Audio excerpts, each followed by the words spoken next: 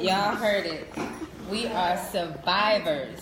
Legacy Internet Radio family, welcome, welcome, welcome. Tonight is a very special night. I am in the den of Legacy Internet Radio. It is my home and is now the new home to my guests who are in the building. Tonight, the show that we have is called Metoo, The Big Secret.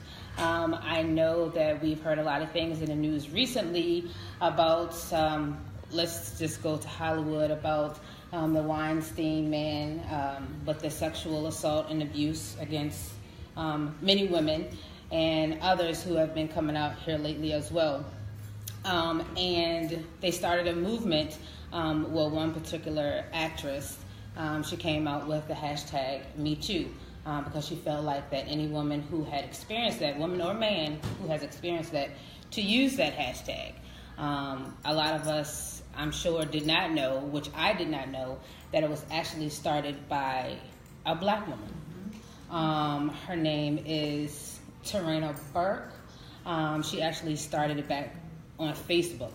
And it was to help... What I said, Facebook. My bad. I'm sorry. I didn't even have a MySpace. But she started back on MySpace, and she said that a 13-year-old girl had told her a story about her being abused, and at that time she really didn't know what to say to her. And then she said, as she thought about it, she felt like that she should have just said "Me too." So I actually reached out to her. And because I wanted her to see if she would be able to call in tonight. But, of course, she is busy. But she did send me a message, and she stated that she appreciated all of us for participating in the show, and that hopefully if we do things later, that she would like to participate and be part of it. So I thought that was pretty cool. But again, tonight it's called Me Too, The Big Secret. And again, I am joined in the den of Legacy Internet Radio by a bunch of beautiful and handsome face. So I'm going to go around the room, and I want each of you to introduce yourselves. And once you introduce yourselves, then we will get on with the show. So I'll go ahead and start to my far left. And you're actually home. So let everybody know who you are. I am Simone Lee. I've been with Legacy Radio for a couple of years now. Yeah. A little bit about myself. I do comedy. I'm a substance abuse counselor. I do women trauma groups. And I'm a minister. And probably something else I'm forgetting to say. That's all right, girl. That's good. Get them accolades out there. Okay. Well, thank you so much for being here. I really appreciate you. And next, right in front of me, I have my beauty. Hey, Lachelle. Oh, that's you. Hi. Yes. I am Lachelle Jackson, and I am a photographer. And what else did you say you wanted to know? Just who you are and what you do if you'd like to share it. I'm a photographer. Yay. Okay, so that means we need to be hitting you up for some pictures later. Okay. And next we have... Hello, my name is Colette Rivers Trotter. Is it on? It's on. Hello, my name is Colette Rivers Trotter. I am originally from Petersburg, Virginia. I am a furniture makeoverist. Name I made up for myself. That's awesome. Okay. I refurbish furniture. I really love it. It relaxes me. And I'm also a realtor. So I help people buy and sell real estate. Well, thank you so much for being here. We need to talk later. All right. So get me a house, and then you can, polish up my furniture. Thank you, girl. I'll be talking to you later. Next. Good afternoon, good evening. I'm your girl, Naisha Hawkins, and I am a brand and marketing strategist. I am also the owner of Heels and Dresses Boutique, which is an online boutique, and also located at 921 Hull Street, Suite 5 in Richmond, Virginia. Yay, I'm coming by there too, boo. Absolutely. I am Nicole Fields. I am the owner of No More Excuses, a nonprofit organization designed to inspire dreams and empower vision in women and children. And I am also a mom. The best job. Uh-huh. The best job. Yes, my name is Derek Rogers. I'm an author, a married father of 3, and a mental health counselor. I just volunteer time to help people. Very good. We appreciate you too. Thank you so much. Is this on? Yes, Okay. your mic is on. I'm Ty. Most people know me now as Chef Ty. I'm from West Philadelphia, and I was born and raised there. I live in Richmond now, and I'm a chef in these parts. I'm a mom. I'm a veteran. I was a nurse. I was like the female Forrest Gump minus the gunshots. So that's me. And you brought us great cake. Yes. So always bring food. Always bring food. Yes, so you're my super best friend. Thank you. Best friend. Thank you. Peace and blessings. I am Alma Indy Jordan. I am a mental health support counselor, a licensed minister, a mom. I do some of everything. I'm also the co-facilitator of an African-centered homeschool in Chesterfield, Virginia. And I'm the co-owner of Africa, the Association for Revitalizing the Interests and Concerns of Africans and African Americans. That's a little bit about me. Thank you so much. And that is my cousin, y'all. And, you know, a lot of people say, you know, I smell good a lot, you know, from a black woman. Just to let you know, this is where I get my oils from. So if y'all need oils or butters for your heels, you know, your elbows, she got you. She got you. Again, thank you all so much for being here. I am, again, a comedian, that's Alyssa P. And welcome again to Legacy Internet Radio. If you all have any questions or would like to call in with any comments, you can call 804-402-2893. Again, 804-402-2893. Okay, let's get down to it. I've been nervous enough for the last week. I've been nauseous. I've been going through the changes. It's been a little rough, but then now I just feel like it's whatever. We're going to get through it. We've been through the rough stuff already. So now we just got to heal from it. So, Metoo, the big secret. Again, the Metoo movement came about basically being about sexual abuse, sexual assault. I guess I want to ask each of you first, before I share my personal story, what does sexual abuse or assault or the Me Too movement mean to you? You know, when you heard about the Me Too movement, like I said, I reached out to each of you for a reason. So just, you know, a little bit, what did it mean to you, you know, when you heard about the movement? I'll start with Derek. Let me start with you. Yeah, what it meant to me is, I'm a man, I've never been sexually abused, but I do have a wife and a daughter and a mother and plenty of cousins. Right. So when I heard about the Me Too, it kind of woke me up to realize it's happening a lot more than I knew. Because honestly, I wasn't prepared for it. Right. I didn't believe it was as big as I thought it was. Mm-hmm. I just thought those Lifetime movies were dramas. I didn't realize this stuff happened over and over and over again. Right. And because I have a daughter and a wife, I'm more conscious of evil, predators, predatory behaviors. Right. And there are sick people out here. Mm-hmm. So to hear it, and it kind of took off overnight. Right. It definitely did. So that woke me up to realize I need to do even more to protect my family. Right. Colette? So for me, if I could add another category, Yes, ma'am. sexual aggression.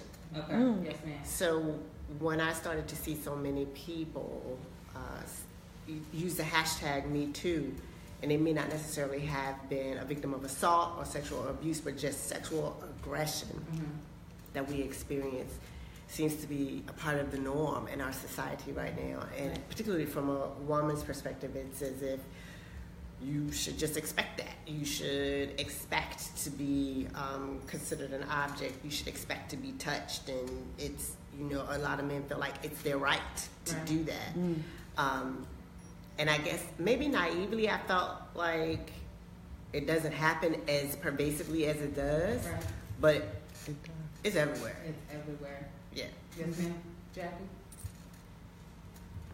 Well, for me, it means everything from being assaulted in the club, at work, at church, you know, at home, Yes. you know, the neighbors. It covers everything. And I've seen and experienced, like, in most settings, most of them.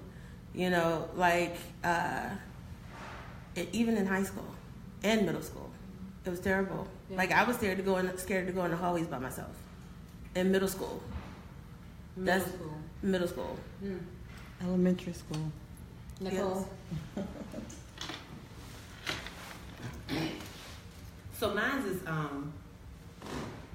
a little different. I think my hashtag would be her too, because I'm the voice of a mom for a daughter, because she did not have a voice, or the voice that she had, no one would listen. And so for me, it is give her a voice so that she can heal, and ultimately remove the residue so that there's nothing left. Right. So my position is a little different. Mm-hmm. I knew about predators. I knew about those things.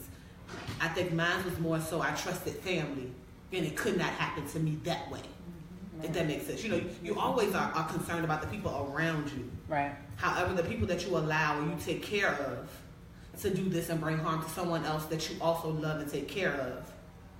No, I speak for her too. Mm-hmm. Ty? The hashtag Me Too meant the end of my childhood. So,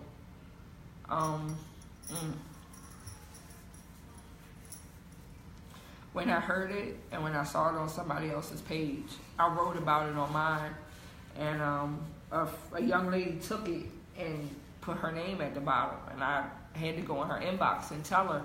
I was like, that's my story. That's not something that I copied and pasted from somebody else.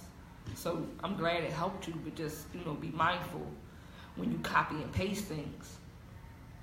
The hardest part about my Me Too story was when I had to tell my daughter about my Me Too.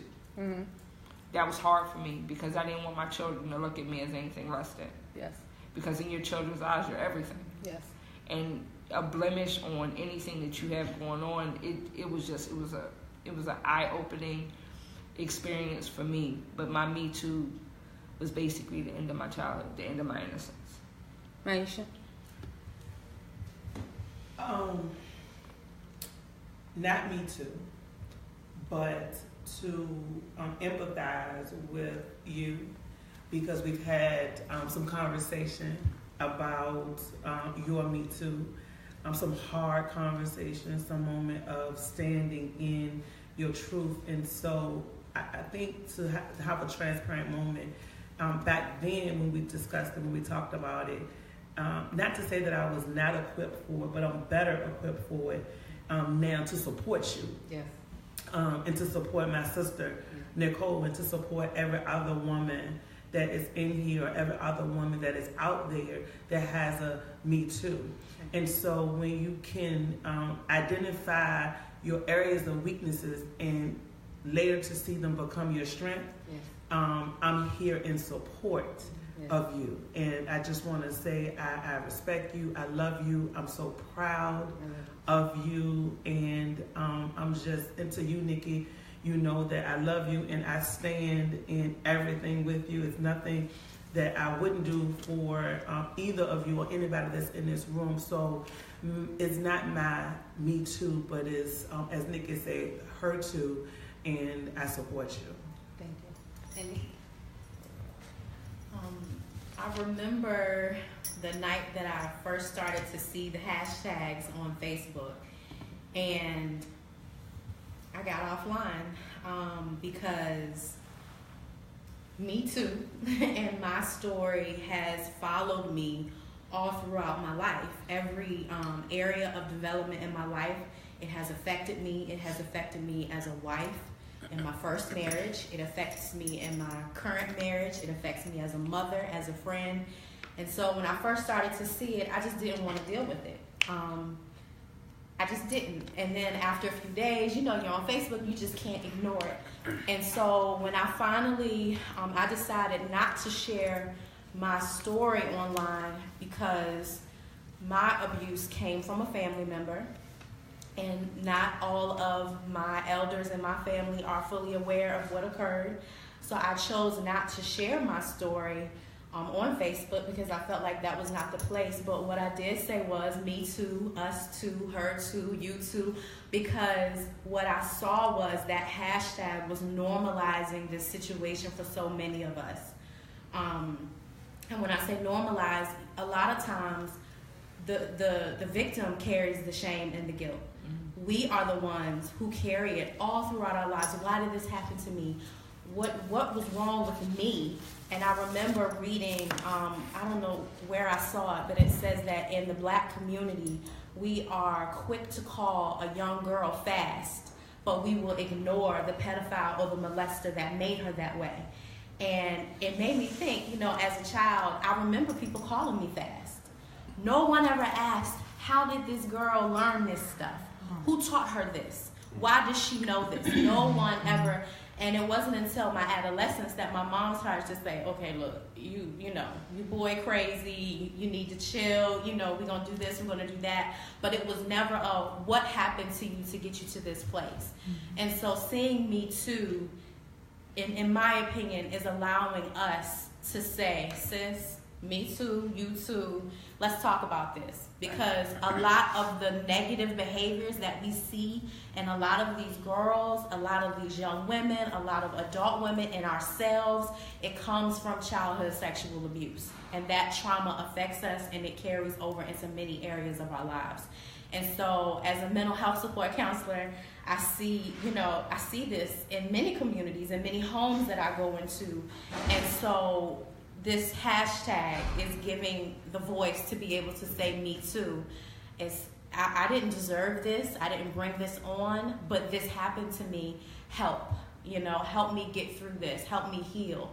Help me turn this negative situation into something empowering. And the older I get, the more I started to see that so many girls, so many women, every roommate I had in college had been molested.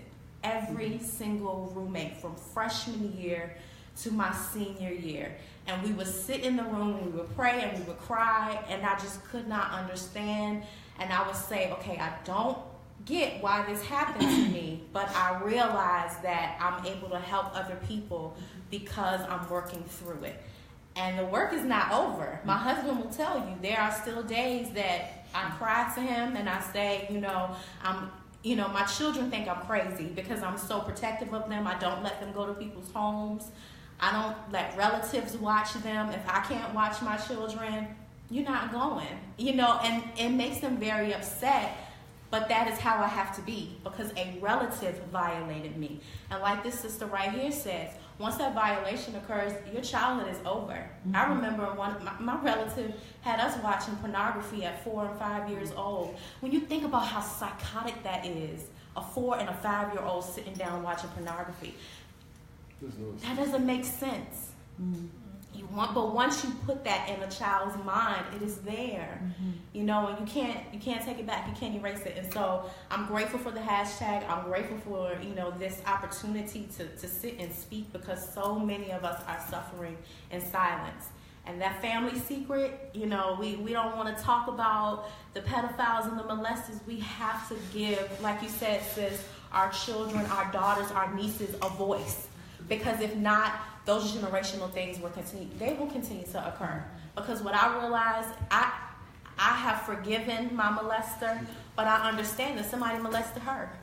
Somebody did that to her and violated her, and that's why she began to do what she began to do. And so it's a cycle, and if we don't speak on it, if we don't put a voice to it, then it will continue. Two things, and so one of the things is, in the African American community, I just think in communities in general, we live in a rule of what happened in my house, stay in my house. And so it becomes to make your family safe from realities. However, what happens is behaviors that are learned in the house are displayed outside the house, and then nobody has no answers for it. You all are talking about the hashtag Me Too. The thing that I found was the hashtag Tell Somebody. It's a whole movement of a mom and a daughter. Because the mom was actually molested, and then the daughter then was also molested. But then they talked. There was a relationship that was built. For my daughter, she was 3 when it initially happened. And then she came to me at 3 with proper words, proper wording of what happened. I heard her, I believed her, and then I walked in that. That's the thing. And there is no law to protect 3 to 5 year olds who cannot speak for themselves. Even if you want to speak for them, there is nothing that says, I protect you, you're safe. So as a parent, it's our job to do so. And when we don't, we have failed them, right? Because ultimately, like I said, the person that violated my daughter lived in the home. I had custody of him, not a biological family, not on my side. At the time, my ex-husband's nephew lived in the home. We were taking care of him. I loved him and actually treated him better than my son because of the stuff that he did not get to get that my children already had. And I went to go to school. Just in a moment, I went to go to school and came back. And the next morning, she ran in the room happy as a chess cat and told me exactly what she had did with a smile on her face. Because at 3, she didn't realize she had done anything wrong or that he had done anything wrong. And in that moment of me wanting to be angry, I couldn't. Because my job was to be a mom. I appreciate each and every one of you. I really, really do. Again, this is Metoo, the big secret, here on Legacy Internet Radio. Again, if you all want to call in, the number is 804-402-2893. Again, 804-402-2893. Okay, so I will share my story. I think I was about 5 or 6, and this family member of mine, this particular time, she took me into the bathroom at my relative's house and did as she pleased with me orally.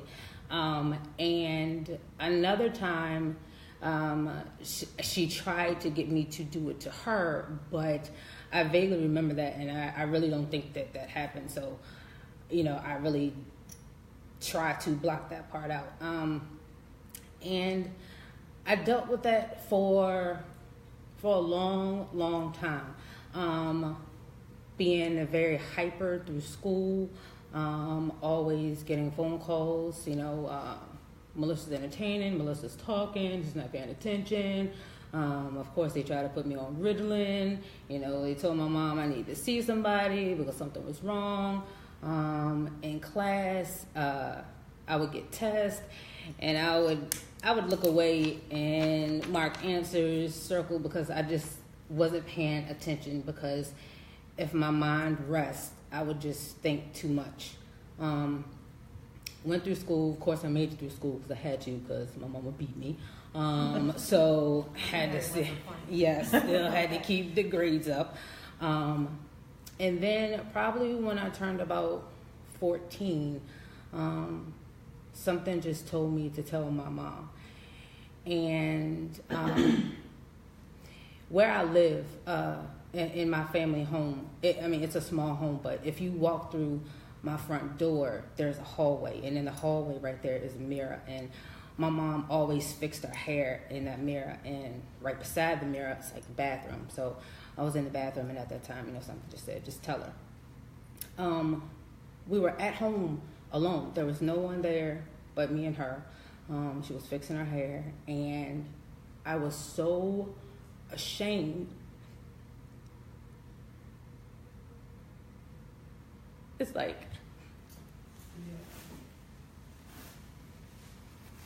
I couldn't even say it out loud. So I whispered it in her ear, what happened and who did it. And after I did that, she just went in her room and closed the door. So, I felt like it was a semi-release for me, but, I didn't know what effect it would have on her. So my mom, she passed away of cancer in 99. And I always felt like me telling her that made her cancer worse. And I know that my mother never told anybody. I know she didn't. So I felt like, she was holding the same hurt. And again, I didn't know how much it affected her. So I still, never said anything else. Like, my mom was going to be enough.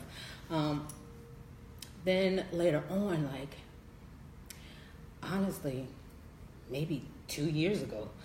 I was talking to my sister, and my sister had went to an event, and she said that she had heard one of my cousins speaking at an event. And she said, while my cousin was speaking at the event, that my cousin had spoke about her being molested as well.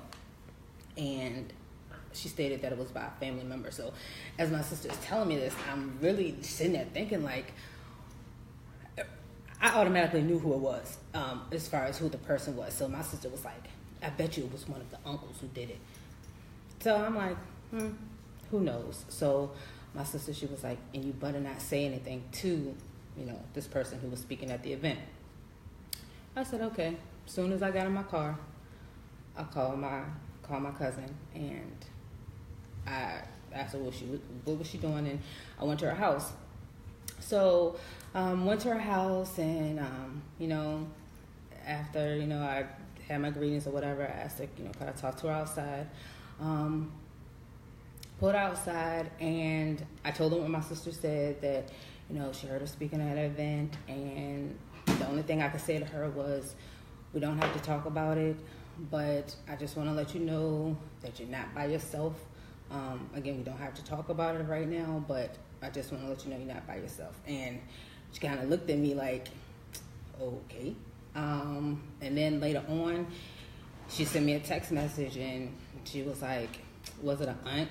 And I was like, yeah. And then when she said the person's name, I was like, yeah. And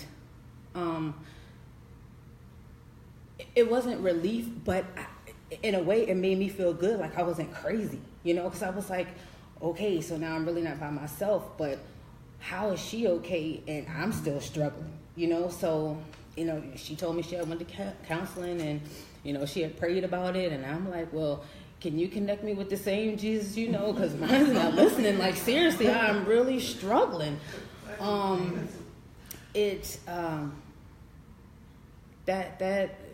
That whole experience, that affects me too, like a lot of you. It affects me with my relationships. I'm very emotional. And then, of course, after my mother passed in 99 and my father passed in 2011, it just added on just so much more. And I told both of my sisters, and I hold a lot against them, and I don't know if I should, but the person who did this to me is on Facebook, and they both like a lot of their statuses and a lot of their pictures, and I get really angry. And I'm like, did you not hear what I told you happened? But you still liking her stuff? Why haven't you beat her up yet?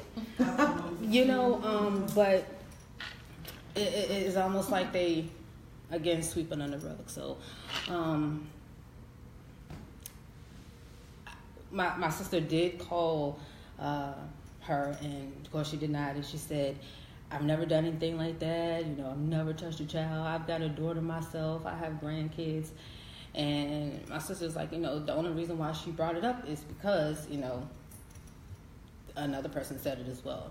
Still said that, we were lying. And my sister then told me, she was like, well, I feel like you need to talk to her.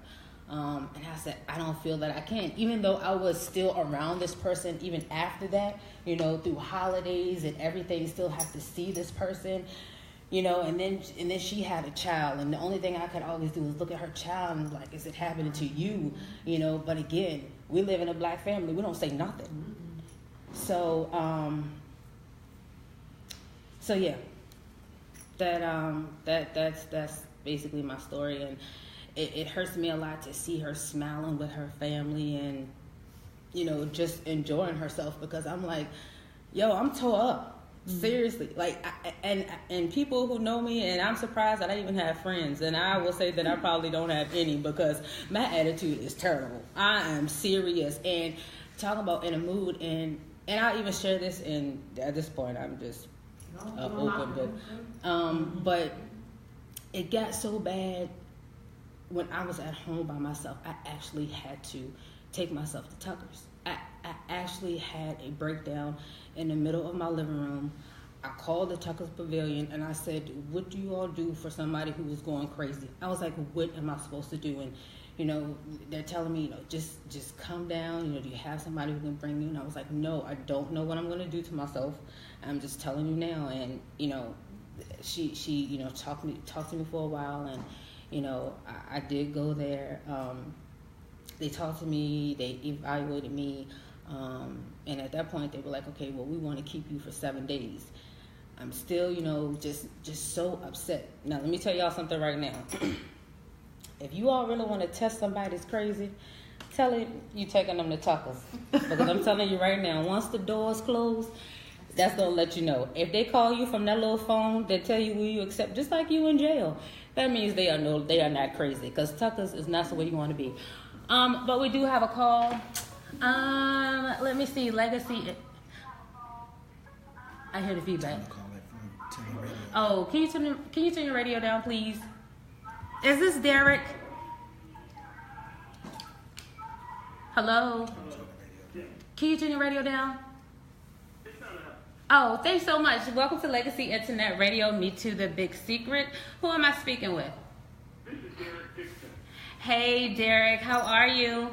Good. How are you? I'm good, thank you. Thanks so much for calling in. You all, this is Derek. He is of 3D Productions. He is right now in, are you in Maryland? Baltimore, yes. Baltimore, Maryland. We were just sitting here, I don't know if you've been listening, but I was just letting everybody know my story as far as my Metoo. And one of the reasons I had reached out to you was because of your post that you stated it does not just happen to women. Right. And I wanted you to call in and to elaborate on that a little bit and just let us know what you meant.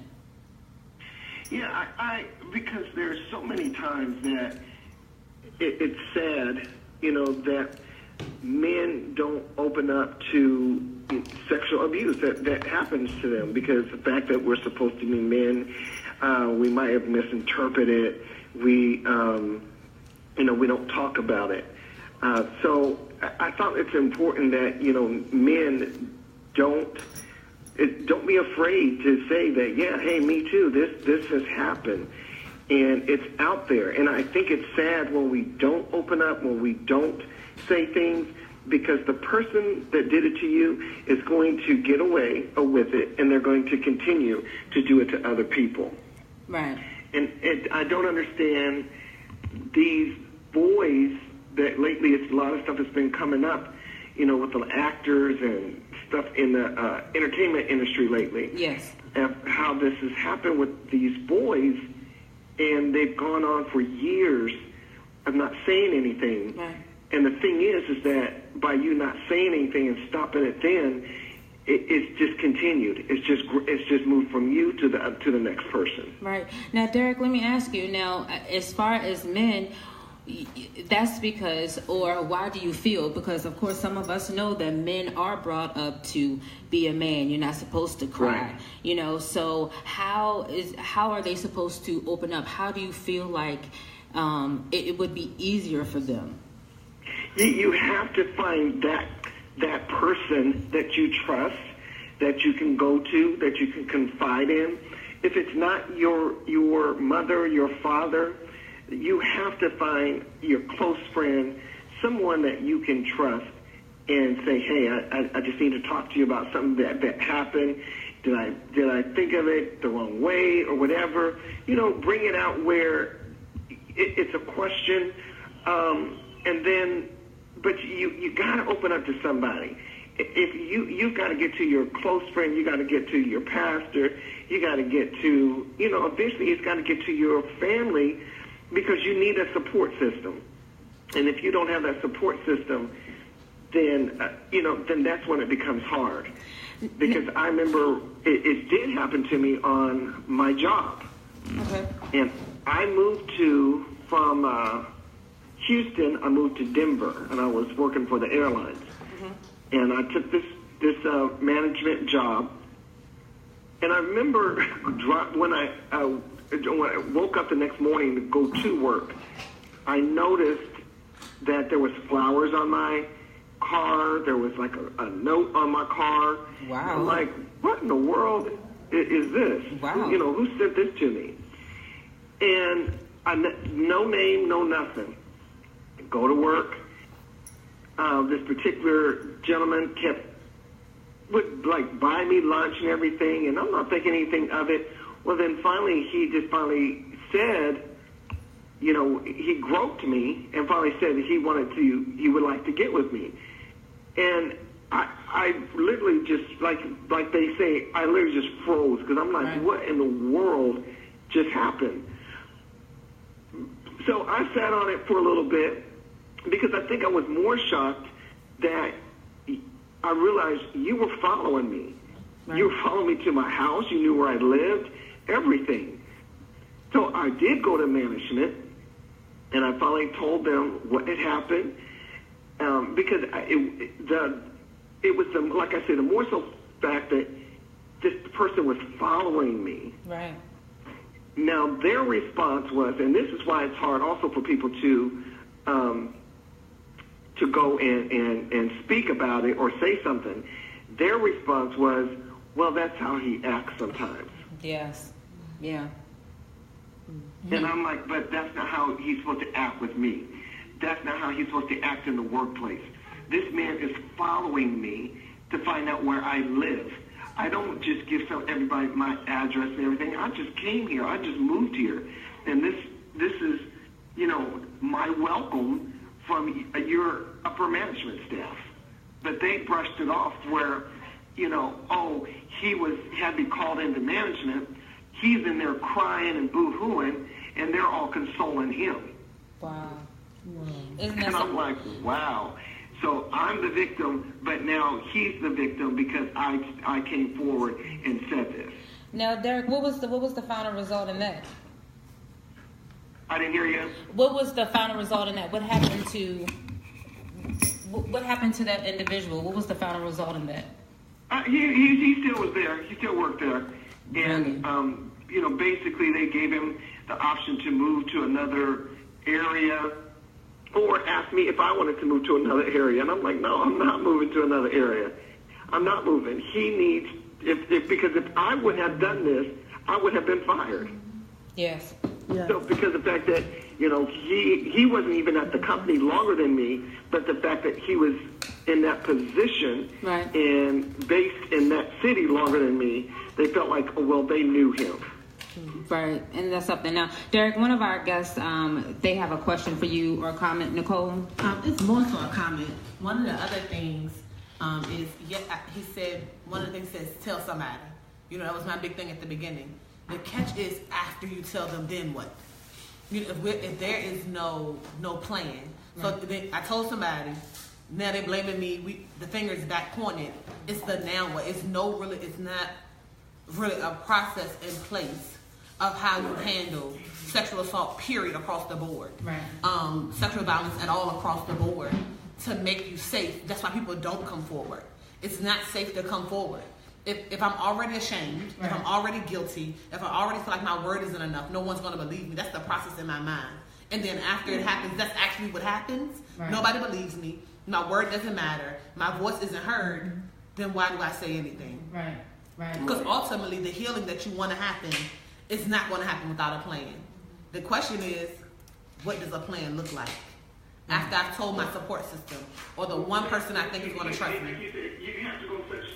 You have to go through a process for them to even do anything. There's a process. We got to go through protocol, and you got to write it up, and then we have to do this, and then we have to do this. It could be a year or two later down the line. By that time, you as a victim, you've given up because you're just like, they're not going to do nothing.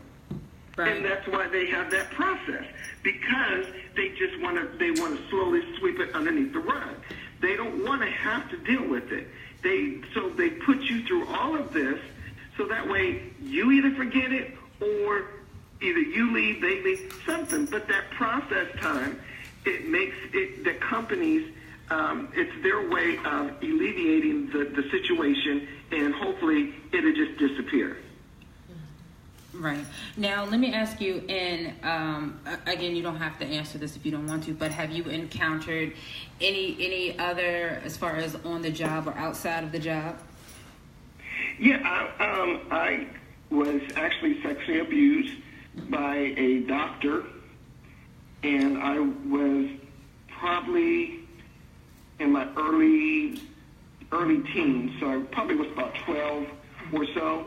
And I can remember it vividly where, my mother's taking me in for a checkup, and I had asthma. Mm-hmm. My mom's taking me in for a checkup, and when I went in, he asked my mother to stay out in the hallway so he could, talk with me and everything.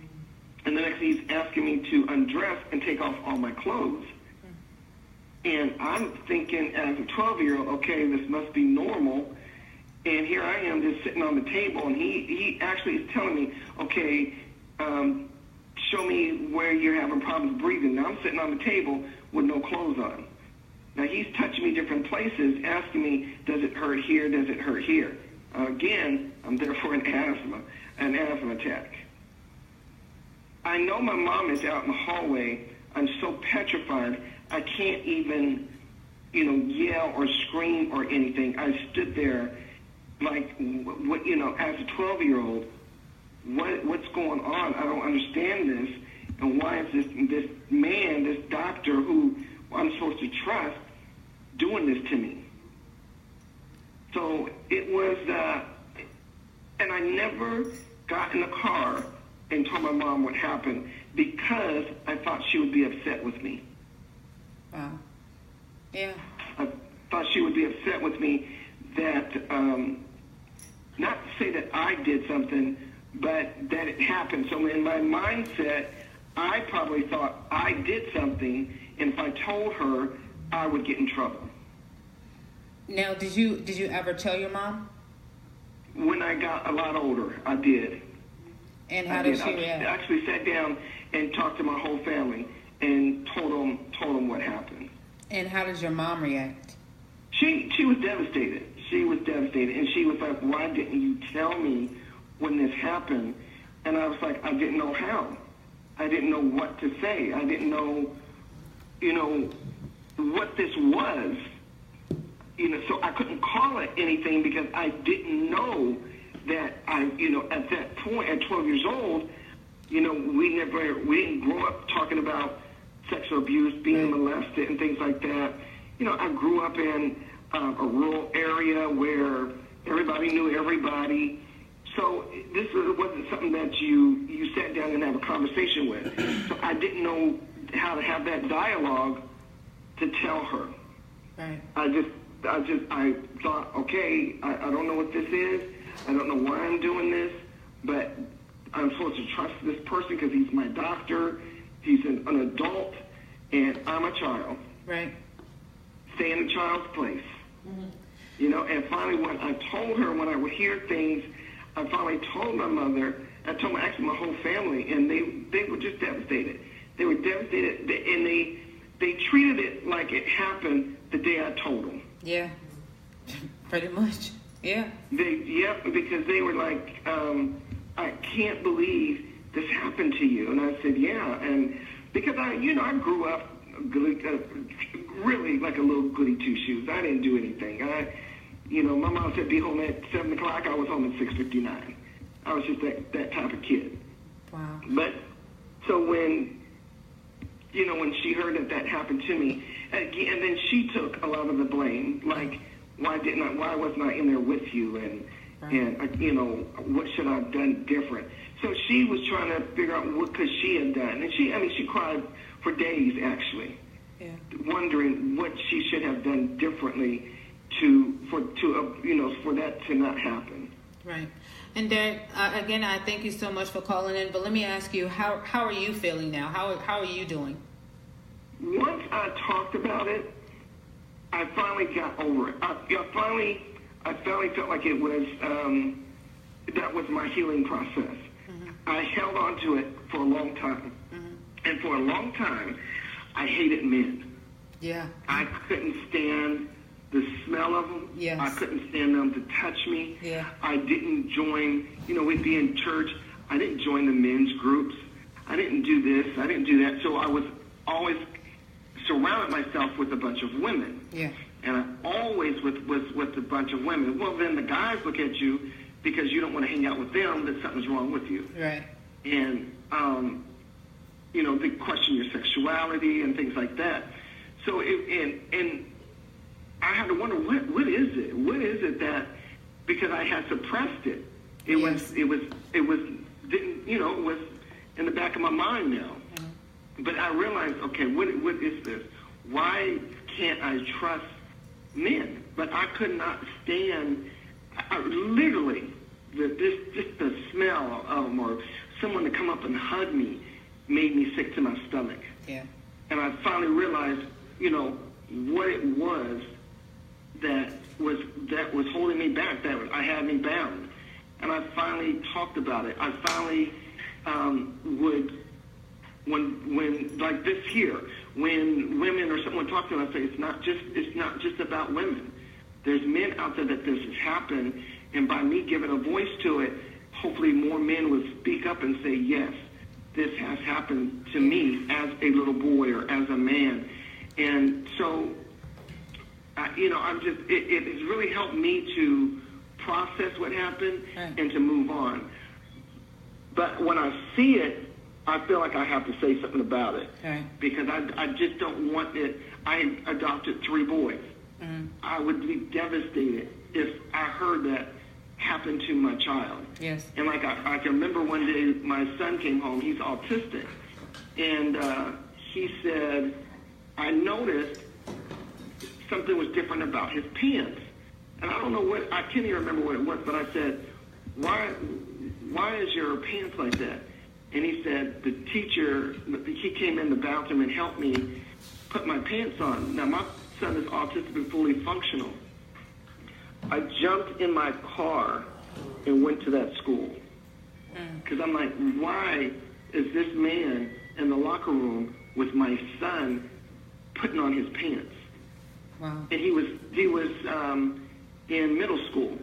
So I knew it wasn't like he was a baby. So I'm just like, why are you in the locker room? And again, it was one of those, oh, he's just very helpful. I said, no. I'm sorry. I want to know, and I'm going to go to whoever I need to go to. He should not have been in that locker room putting on my son's pants. Yes. You know, so I'm very in tune to what's going on with them, and I tell them, you got to talk to me and be honest and never be afraid that if someone says something wrong to you, you got to come to me. You got to talk to me. So I have open dialogue with them because I cannot stand to see our young kids, boys or girls, afraid to speak on things that have happened to them. Right. But as parents, we've got to listen. Yes. As adults, we've got to listen. We can't just push it aside and tell our kids, you don't know what you're talking about. Right. They're crying out to you. We have got to listen to them. You're absolutely right. Derek, thank you so much for calling in. I greatly appreciate you. I'm going to make sure that I keep in contact with you in any events that we have going on here. Hopefully you can come down, and anything that you have going on up there, you know, we love to travel. We like Baltimore. I like crabs. That's right. Thank you. I appreciate it. I really do. Yes. I think this is great what you're doing because it is so prevalent right now, and more is coming out. So we need to talk about it. Yes, sir. And I thank you again, and you have a great night, okay? You too. Thank you. Take care. Thanks. Bye. And, you know, and I don't want to, I was going to get into statistics, but, you know, I feel like that there's no such thing as statistics because I feel like not everybody says anything, as we already know. Now, before we go to a break, I just want to go around the room again, and if you all want to give a brief about your Me Too, if you have a Me Too, or anything that you have on your heart right now that you like to say, like I said, before we go to break and come back with the conversation. Derek? Yeah, I just wanted to say, when I was listening to Derek speak, it brought back a memory, and I honestly can't say if it hurt me, damaged me, or empowered me or not, but my father was in the military, and we used to live in Germany back in the 80s. and I was like 7 or 8 years old. And my mother always told me how the German women used to hug me and touch me and thought we were special because we were American and black. And I was young at the time, and I kind of liked the attention from women, especially older women. But I don't know, maybe I need to pray about it. I don't know if it helped me or hurt me, but I thought it was a badge of honor that all these white women was touching me and stuff. My mom, she kind of didn't like it, but she would play it off. But I remember that. Me and my brother and other black men in Germany, all these women was always touching us. So I don't know if that kind of made me, I don't know if it hurt me or not. Right. But I kind of liked the attention. Right. So for the rest of my life, I always loved the attention. Right. So, Colette? So for me, is my mic on? Yeah. Okay. Yeah, we got you there. Yeah. So for me, my Me Too happened when I was 5. And I remember spotty things. So the first memory that I have is being in the hallway of my parents' apartment building, and all my clothes were off, and it was another child, now that I'm an adult, thinking back maybe 12 or 13, like moving like we were having intercourse. And I was just looking down like, what is this? What's happening? And there was another child, I think was his cousin, which was a neighbor. He was telling to look out, make sure that no one was coming. So that's the first memory that I have. The next memory jumps to when I went back home. I don't know if I said something to my mom. I don't know if my clothes were still off. But she realized what had happened, and she made me tell her who did it. But I don't necessarily feel as if I was bothered or knew anything wrong happened until she went to the neighbor's house. And then I guess there was a conversation that she told them what happened, and this 12 or 13-year-old was made to take off all his clothes and was whipped in front of me. When he was being whipped, that's when I realized, oh, something bad happened. This wasn't supposed to happen. And then that's when I think shame and guilt came upon me. Yeah. When I saw him being punched, because up until that point, I didn't know that anything was done in the wrong. And the next memory I have is going to bed, and my mom never spoke about it again. I never spoke about it again. It wasn't until I met my husband in 2006. We got married in 2010. Somewhere during the course of the time we were dating, I told him. I didn't tell him all of these details. I just told him that I was molested by this kid in the neighborhood. Because I felt like, okay, I'm about to marry you. You need to know everything about me. Right. So today is really the first day that I've talked about those details. But in terms of how it affects me today, you go through your 20s and 30s. I'm 47, about to be 48. Oh, last year. Yes. All right. Crack, yes. But you get to a certain point of wisdom where you say, well, why do I approach things this way? Why do I respond to people this way? Why do I do this? And I think that incident marred how I determine what is love, what is a friend, safety, feeling safe. Yes. Like that's a big thing between me and my husband. He may do something he doesn't even realize. Yes. Where I'm like, that didn't make me feel safe when it comes to protecting me against outside forces. He loves me to death, has never done anything to me. But as far as protecting me, I think I hold him to this like unreasonable bar because I didn't feel safe then. Right. And it's very hard for me to let people in and become friends and be me, just be me. I still struggle with that today, not as much as I did before, but I still struggle with that today. And even, in my sex life with my husband, I find that at times when he just wants to see me, because remember I was naked, I didn't have any clothes on or whatever, I get uncomfortable. Yes. Even though that's the person that I love, I get uncomfortable. Not all the time, it's just like, it's just like fleeting, like, oh, I'm uncomfortable. Yeah. Totally. And it affects that part of our life sometimes because I have these moments. Right. Yeah. Thank you. Indy? Okay.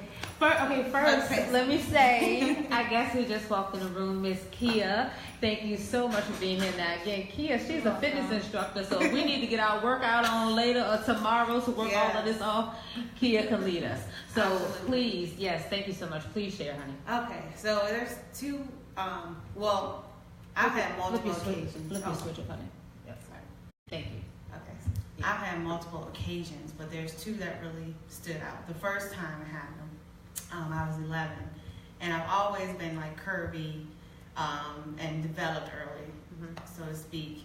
But I was at a day camp, and we were swimming just like kids do at a day camp.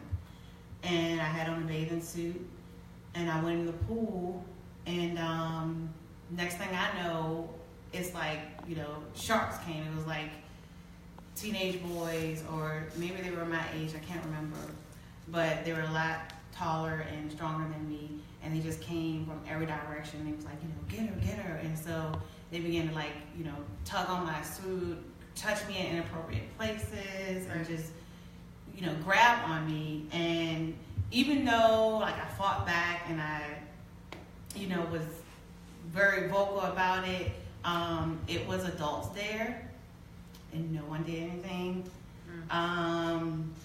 No one looked and saw that it was wrong. They looked at it as boys being boys. And so, me and my mom, we always had this relationship where she said, if anyone touches you inappropriate or anything, talk to me. And so I told her, she went up to the now let me ask you, did you tell your mother immediately? Did you tell her? Oh, yeah. Okay. That night. Okay. That night. Okay. I was a little bit hesitant to tell her right away because my mom's one of those moms that would go off. Yes. Yeah, she was. So I was like, how am I gonna? Okay.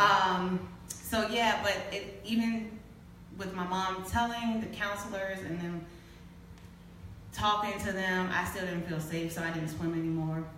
Right. And that was one occasion. I was like 11. The other incident happened when me and my mom was on the way we were going to walk inside the Walmart. And because this would happen to me a lot, my mom was like always on alert. So she was like, stop. I was like, why? Like, why do I have to stop walking? She was like, there's a guy right there. He's waiting for you to walk by so he can look at your butt. And so I'm like 13, and I'm like, so we had a strategy. She was like, when you get close to him, just turn around. And I'm like, okay. But now that I think about it, at the time, I'm like, okay, this is just what I gotta do. I thought it was normal. Like, I thought everybody went through this. But now that I think about it, it's like, I shouldn't have to do that. Right. Because that's perverted. Like, right. I shouldn't have to turn around backwards because you can't control yourself. And you're waiting. I'm a teenager. Clearly you can see that. Right. And you're a grown man. Yeah. And then there's like multiple occasions where it happened where, like I said, I thought it was normal. I thought every female goes through this. Because at the time I was not a woman. Right. I was still like a teenager. Right.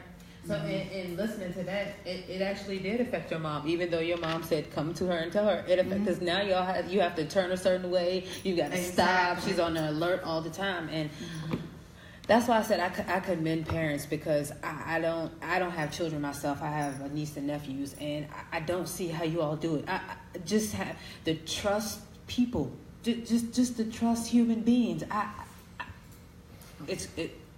Jackie. I'm sorry. I don't see how y'all do it, and I swear y'all deserve everything. I don't see it, but Jackie.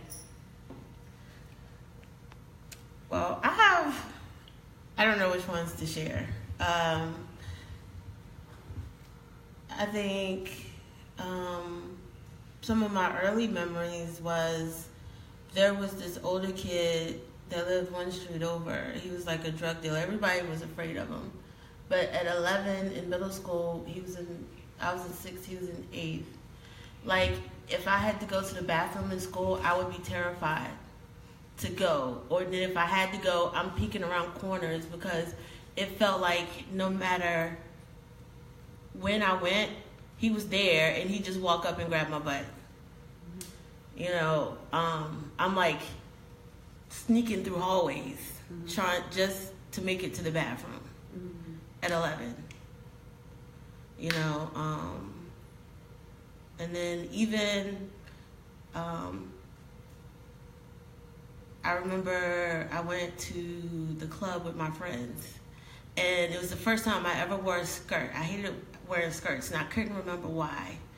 And I had to walk through that entire club the entire time we were there, holding my skirt down, because the moment I took my hand off, my skirt was up, or somebody was sticking their hand under my skirt. Like, I couldn't do anything. You know, it took the fun out of it. Yeah. And then I got cornered at the club because I have a baby face. So I'm 21 looking like I'm 12 in a club. And these two older guys, like, they had to be like 40, 50 with suits on in an 18 and up club. And they cornered me. Yeah. Mm-hmm. Well, it was in D.C. Oh, okay. They cornered me at the bar, and they wouldn't let me go. They were like, "Can I buy you a drink?" And I was like, "No." Why? And they were like, you just can't dance with the guy. And I was like, no. And I'm trying to get away, and they were forcing me to stay at the bar. The bouncer is looking at me and not doing anything at all. And the only reason why I got out was this guy came over and pretended to be my boyfriend so he could get me away. You know, and I always joke, but I'm always serious about, like, the Belle Biv DeVoe song made it hard for me. Yeah. And because it's always like, it's like, I can't wear clothes that I like because I don't want the attention. You know, been harassed at work by women. Oddly enough, like, there's a lot of stories for that. I mean, one lady got fired because she was harassing me and a guy there. He got mad at me one time, my first week on the floor at a call center, because I asked him for help, and she was our trainer. I didn't know she was sexually harassing him. He was so mad when he came over to help me, and then she cornered him. And I'm sitting there terrified, like, I don't know what to do, because I don't know what's going on. This is my first week here. Right. You know, and I had Girl Scout cookies on my desk, and she thought it was funny to pin me down. She was heavy-breasted.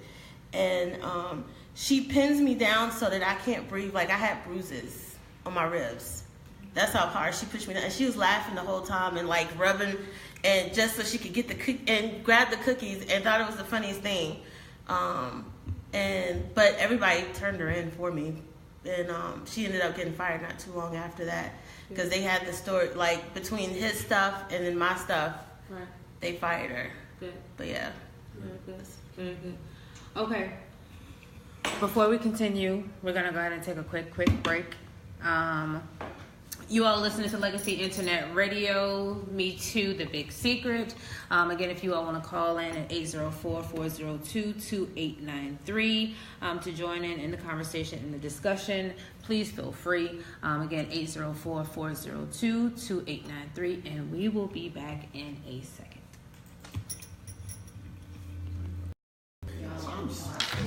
Hey guys.